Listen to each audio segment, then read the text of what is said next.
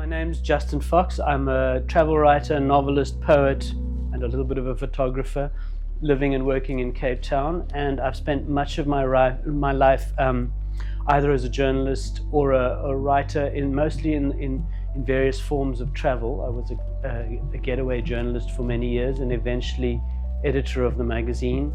Yeah, so my career has been in various aspects of travel writing. As a journalist, you're always fighting to have enough free time to be able to do creative projects.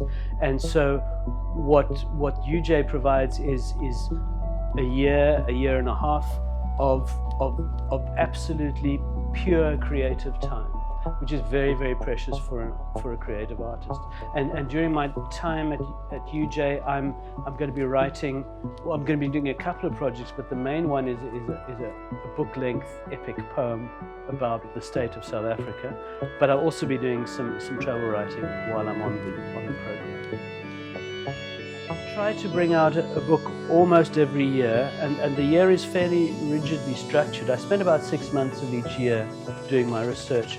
3 months in the UK, particularly London, where I spend a lot of time in the British Archives, the British Library, and particularly the Imperial War Museum, which those archives have journals and logbooks and personal letters of people who fought, and that's a treasure trove for any writer.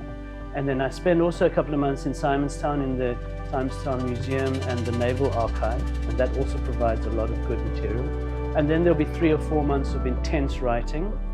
I try and knock off a book quite fast. I do try and do the writing in sort of one sitting, and then I'll have 3, 4, 5 months of editing, and then that cycle gets repeated.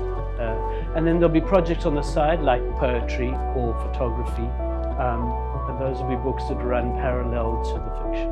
I grew up in and around Simonstown and False Bay, and I fell in love with the sea from when I was very young.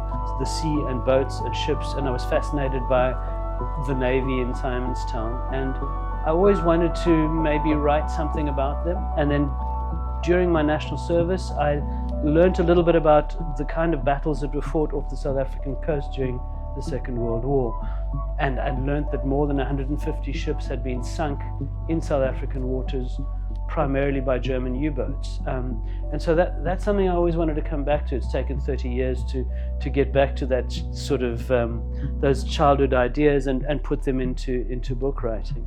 I'm very analog. I have a very big desk with maps, photographs, the journal entries, lists of characters spread out all around me on the desk.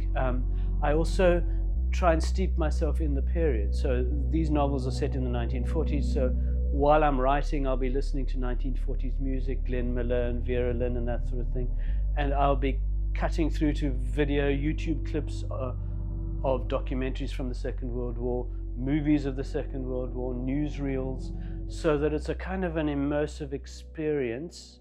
And the process involves, lots of material and lots of old photographs as well, to get the uniforms right and what the cigarettes they were smoking and what the ships looked like and so on. So those are all spread around me as I write.